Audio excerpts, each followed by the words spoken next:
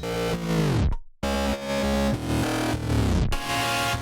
evening and welcome to the Laughing Monkey Music Show. Tonight we have Linda on from the Iron Maidens and from the past from Phantom Blue. How are you doing tonight? I'm doing great. How are you doing? I'm doing awesome. Glad I could get to speak to you. We been a fan of yours for many years. I mean, like I said, Awesome. Phantom Blue. Oh God, okay. I remember getting in high school. I mean, it was. I had that cassette. It was like you guys were so awesome. And because and I was talking about this today, and to more female musicians, there was not a lot of female musicians out there, and some of the younger girls. I say girls, women because I'm so old now. Ladies, because people in their 30s are young to me now. Get off my lawn. Pick up your dog poop. Yeah. Thank you. What are they doing next door? It's not my business. Yeah. Some of the younger women, I'm like, I bring it up. I'm like, is it different now? Because you're in an environment now, a lot more women are playing, and it's fantastic, but it wasn't always like that. I don't know. I mean, there may have been a lot of girls that were playing, but they weren't, you couldn't tap into that. Right. That's what I'm saying. I mean, like, it wasn't as commercial or out there. And maybe we didn't have the internet then. So, yeah. Unless you wrote a letter or, it was word of mouth. We really didn't know of a lot of people, that were playing that were outside of your circle or. Right. I mean, you had Dora Pesh and Lita Ford, which are still killing it. Yep. Yeah. They have never. They're too awesome. And then the next was you guys, and it was awesome. And you guys were just shredding on guitar, and it was just like girl school. Girl school, yeah, girl school. But excuse me, girl school is good, but it wasn't the same vein to me. For me, it didn't hit me the same. I don't know. I think it was the vocals were a little different. I think sometimes the vocals, Gigi. I don't know. Yeah, it's much more rock. I like rock and vocals. You get a little deeper, a little grittier, and a lot more metal. I think she could just really ripped it. You know what I mean? Maybe like less pop. I think sometimes girl school actually sounded more poppy to me with the vocals. I don't know, in my opinion. But so yeah, you guys were like an all metal girl band to me. I was like one of the first ones, and I think you guys helped pave the way for other, especially on a commercial level. I mean, how many people come up to you and be like, "Oh my God"? I have so much gratitude, and I've just so honored when people still come up at our shows now. I mean, it's been 30 years or so, and they still come up with copies of the CD or even the cassettes or an album. That's right, yeah. I'd love to have the album. Yeah. It's very humbling. It's a dream, when you're a kid. My whole dream was I just wanted to play on a record, because back in those days, in the dark ages, it was a big deal to get a record. You couldn't just go and put out product like you can today. Although making a record nowadays is a little bit of a challenge too. You got to press it and stuff. So it's almost back to being a big deal again. Kind of. But back then, I mean, you had to get signed, and it was a big, and that was just my dream. I just wanted to play on a record.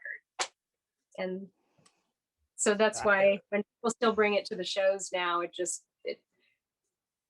just really a humbling experience. It is a benchmark. I mean, because as a band, I mean, it was like it showed like Alston. Everyone's like, yeah, see, women can rock, and you guys, all of you, killed on your instruments. I mean, clearly you're a fantastic drummer, guitar, bass. Everybody was just ripping.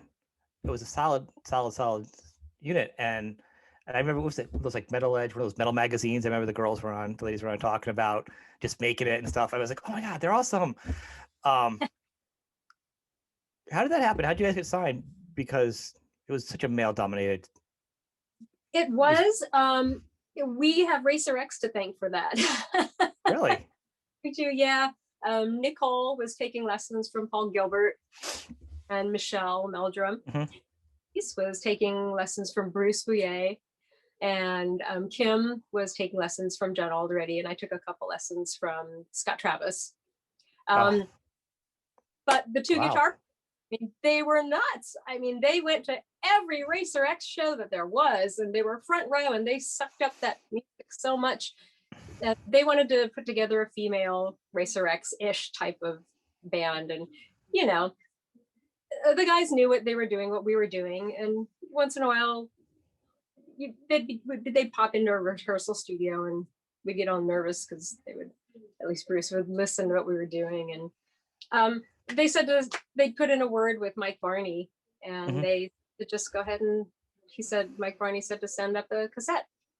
So we sent. Sounds so easy. Well, it wasn't. It wasn't. We sent up a cassette, and it was. It was totally blank. So we had to send up another one, and it's pretty funny. This just kind of the way that happened. They got done, but in a very, very humorous way. It was such a crazy time. I mean, that's what was so great seeing you guys get signed. Did you guys get to play out a lot at the time, like with other bands, like male bands and stuff? How was that like? With what? Like touring with, like playing locally with other bands, like the male bands. How's that? You know what? We played a lot of shit gigs here. It makes sense.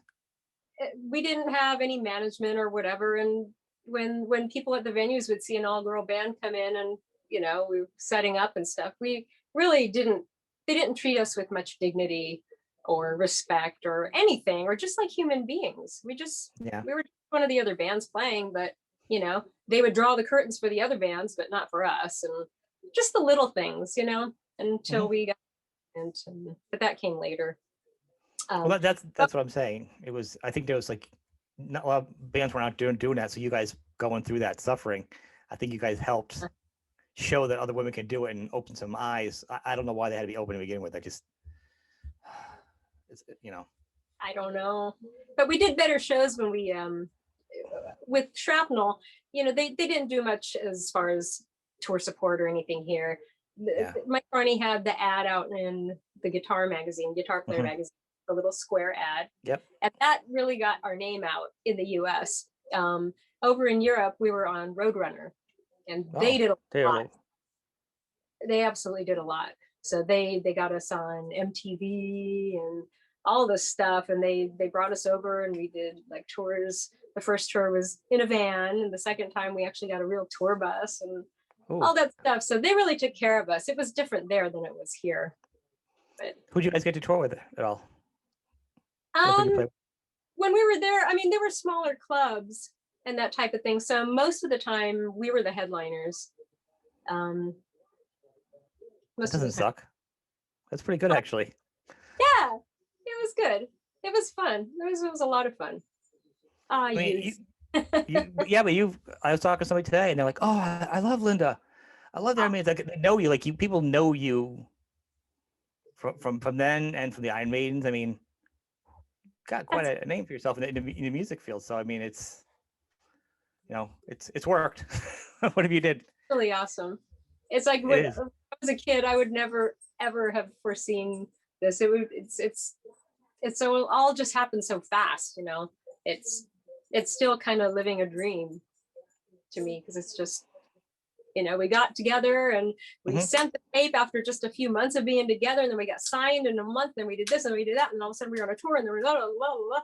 It just happened so fast, and it was crazy. It was, and and then you guys had one other album out, it sounded a little different, and then after that, you guys obviously didn't do anything else again. Yeah, it was time.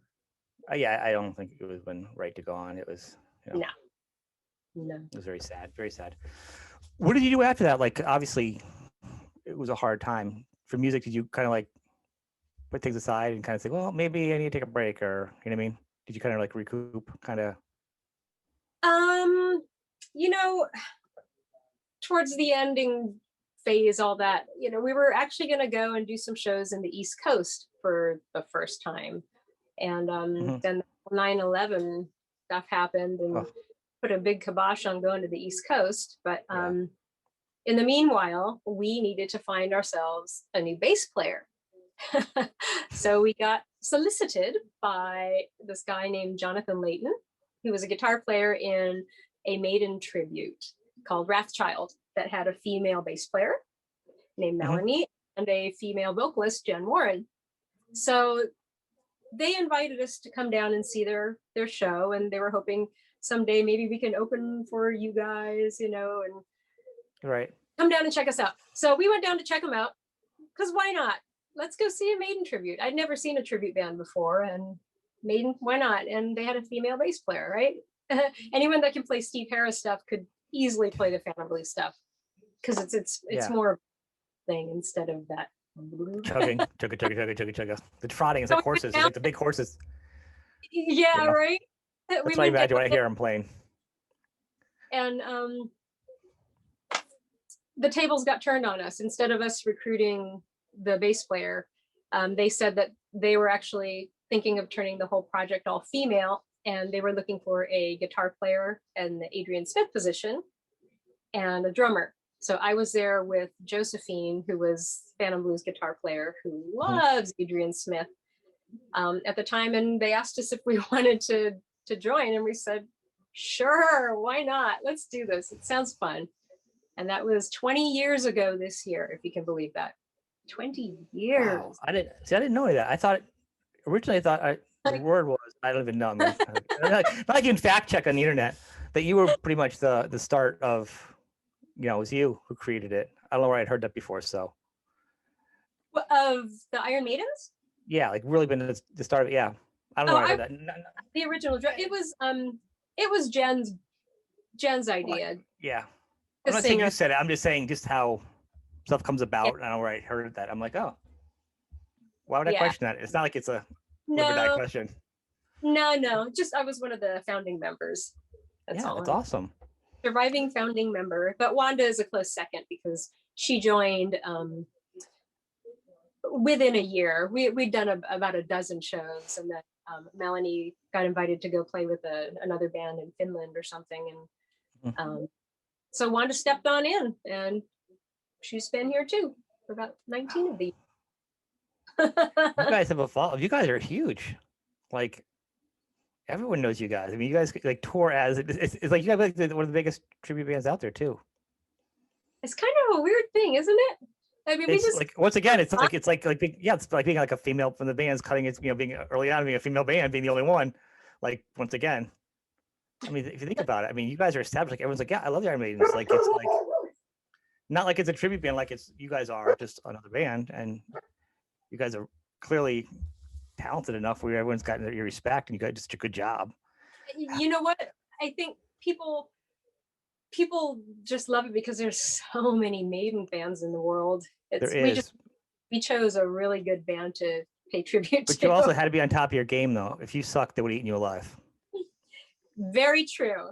But we all, Maiden is like a favorite of each of the members. I mean, we all love the music, and is part of our growing up and our history of playing, and part of the reasons I think all of us do what we do.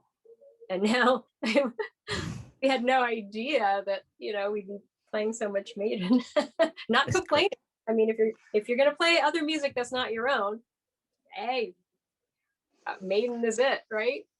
How now, because people are so crazy about Maiden overseas, especially because America's kind of wishy-washy. So I mean, you guys have a pretty strong audience here, especially considering that heavy metal depends on what day it is, or in the US.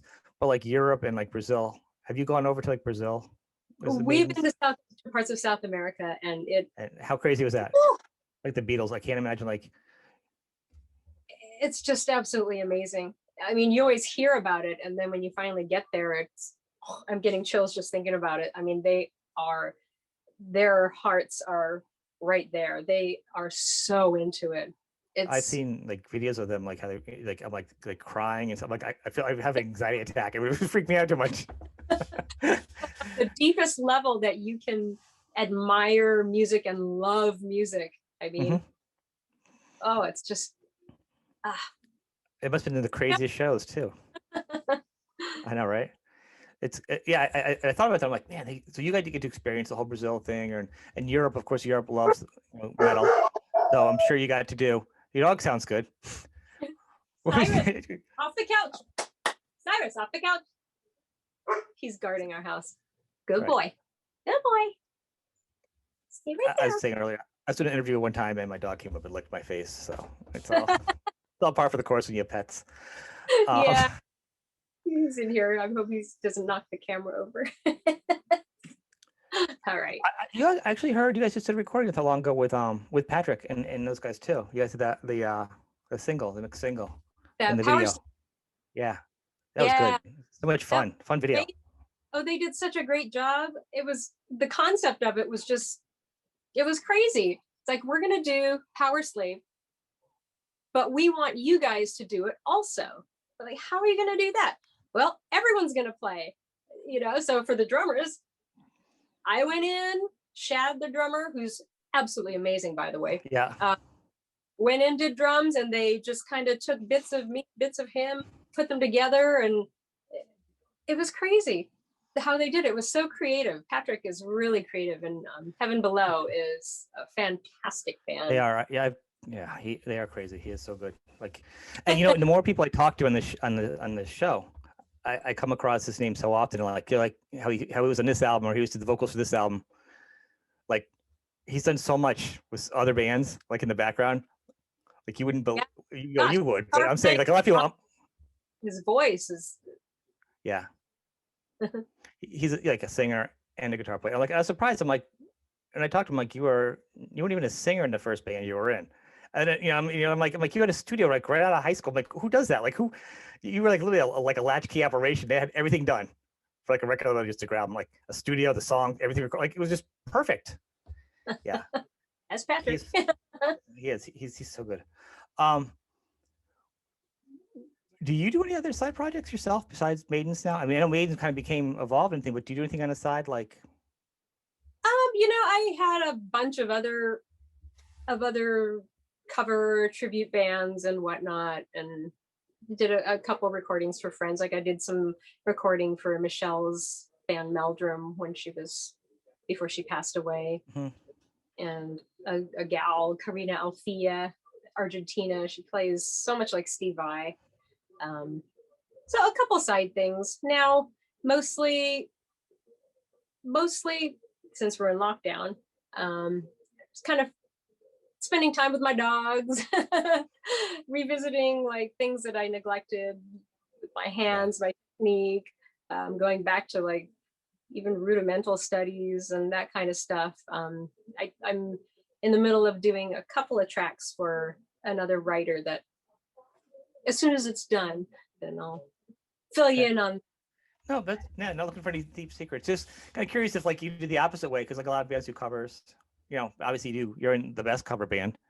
So I don't know if you're doing any like side original work for people, or for yourself, or like little projects, on the side. So it's kind of harder too, because I don't have a studio or anything at home. I mean, I have these Rolands and stuff, but I'm not an engineer. I definitely depend on others to do that for me to get that done.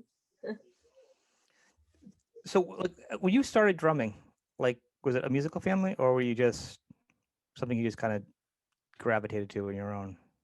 Well, my sister started playing piano, and I mean, my parents always played music. They were always playing music, Beatles and Herb Alpert, and my dad always played his Peaches and Cream, right? And he would play reel to reel of like his bagpipes and Irish tunes and that kind of stuff. My sister started playing piano, so I wanted to play piano too. So I took piano lessons, and then she played a little acoustic guitar. I wanted to play a little bit too, so I did just a little bit. I'm not a guitar player. Little bit of violin for like one semester.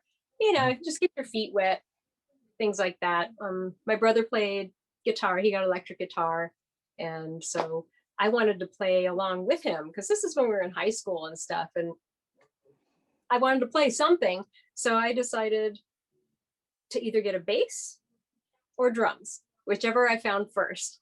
And I found drums first. So that's what I got. And, my brother was the one that got me, he pushed me to go and get the drum set. So thank you. Your parents let you have a drum set. Like, my daughter plays bass. I'm like, thank God, not drums. Yeah, As it well, is, she plays at like 11 o'clock at night. I'll be asleep, and she'll practice down underneath here. I'll hear boom, boom, boom. I love music, so I don't want to be like that one guy discouraging her. I'm like, can't you do it a little earlier? The one instrument that just goes through the whole house is the bass. that's when her creativity is flowing. I guess, or the coffee hasn't worn off from the day, Dunkin' Donuts. But kudos to your parents for having drums in the house, huh? I mean, yeah, they're so understanding. They were so understanding. My dad was an Air Force guy, so he was out of town a lot. So during the week, my mom didn't care. Keep you guys out of trouble. Yeah, she didn't care if I played on the weekends and stuff when my dad was home. During the daytime, he was okay. During the daytime, my brother had a high school band and stuff, so they would all bring the instruments over, set up out in the backyard and jam, and they were really understanding parents. They really were. I don't know if they really knew what they were getting themselves into with us. So obviously, did your siblings ever carry on with music, or just do it as a hobby, and you the only one actually surpassed I'm the them only all? that went forward with it. Yeah. Did it surprise your parents? Were they like, they weren't expecting you, they're expecting your brother or someone else to kind of? No, I think they saw a certain drive with me. I think they did. You were the most intense one. Yeah, I wouldn't stop. And then I, back then, to find other people to play with, either you had to ask around people word of mouth, or there was a magazine called The Recycler where people took out ads, guitar player wanted, all that stuff, must have own car, must have own gear, all that kind of stuff. So they would see me looking in there, and I actually saw an ad for a guitar player into like hardcore at the time, which meant Metallica, right? And that stuff. And I was going to call. I circled the ad, and I was going to give her a call. And then I got a phone call later that day, and it was actually her through a friend of mine that knew her. He told Rosenberger, yeah, he gave her my phone number that same day. It was just crazy. She called and she told me all her influences, and I just asked her, I was going to call this ad today, and it sounds a lot like you. Do you have an ad out in the recycling? And she said, yes, I do. And I read it, and there was a phone number, and it was just really, really bizarre connection, but it worked. So yeah, so I went down to her place, brought all my drums, and she would come up to my place. My drums were in my bedroom, and we would just jam, and it was awesome. It was awesome. My parents were totally understanding. They knew it was more than just a hobby. All right. And then maybe next time when we all talk, you do something with the Maidens, you guys actually are playing again, huh? It'd be kind of fun. Back in the day, it'd be a time. We actually are getting some shows booked now, because there's a whole slew of venues that are doing like COVID safe. They're only doing like 25% capacity, but they are happening, and it's not a lot of them. But there may be one coming up in like February? So in like a month and a half or so, maybe. Cool. We'll final word on that pretty soon. I know Patrick just played out, and I know and Buck Cherry's been playing out a little bit here and there, but they got some shows up in Canada, but they're doing the COVID safe thing too. So I know it changes on them every other day. So yeah, we can't go to Canada because then you'd have to quarantine for 2 weeks. I know. Well, they're not going up till I think it's on their schedule for like April, maybe. Like it keeps changing. I mean, the lines keep moving. And those are makeup dates when I think COVID hit the first time. So I think they're just doing the same the here. makeup. We had Europe. We had before COVID. Last year we had so many tour dates. We had Australia, we had Europe, and we had East Coast. We had so many dates booked. As did most of the music business world, other bands. So Europe rescheduled and then just canceled again, so they just said, let's just wait till 2022. So Europe will be next year. Australia, we have dates that are supposedly in April, but I know they're in the process of rescheduling that now. They've already rescheduled it once, so now they have to because it's not ready yet. We can't go. How hard is doing Europe touring over there, like with like visas and stuff, and now with Brexit? The last time we were there, that was before all that kicked in, so it was not a problem. Any work visa stuff, I mean, the production company took care of everything, but I don't know. We'll see how it goes. We'll see how it goes. Well, I know. Yeah, I know. I know the English musicians were having a hard time with it because it could like make it like everywhere you go, you get to you know, you can't go through Europe freely anymore. That's And I how it was know our first it's Phantom Blue hard. tour. Yeah, and I know it's hard for like when I didn't know this at the time, but like for like European bands to come over here, it's like they have to apply for a visa. It's like $5,000, 5 to 8 grand for them to come over here, and it can be turned down for any mistake, and they lose the money. So they're already starting the negative, and then they tour, they get taxed for all, you know what I mean? Because they're already here. So they're already bringing money. Everything they play, they're still getting taxed after doing that. So it's really expensive for like, you're like, why don't you guys just play over here? Well, you're already looking at $5,000 to $10,000 per person per visa, you know, Wow. working against your merch already. I mean, you're trying to be like your first couple albums or, you know, a working band. So, And that's what a lot of music fans that are non-touring musicians don't realize, that, you know, bands would love to come and play anywhere and everywhere at all times, but it's or like how much it costs to have a truck, you know, a tour bus, like $1,500 a day. I'm like, yep, because it's you not have to pay the world. driver, insurance, you have to pay gas, you have to pay so yeah. And then and my thing was, I'm like, it's whole rock star life that you think people have is not the same. These are working musicians, and they should have a good place to sleep on a bus. They should have a good hotel. You know, how can you not perform? You should be healthy. You should be having good meals. It's not like you're like, these are things that we all expect that people have. They go home, they go to a show like, man, I went and saw that Iron Maidens show last night. I am so tired of work the next day. You're like, I do that all the time.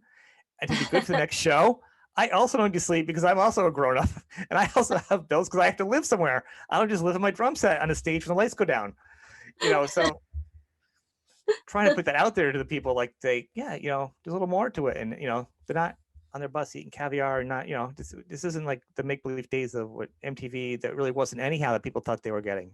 You know, it's totally different. Everyone's working, and it's good. It's a good job if you can do it, but it's a hard job too. it is. It's a fun job.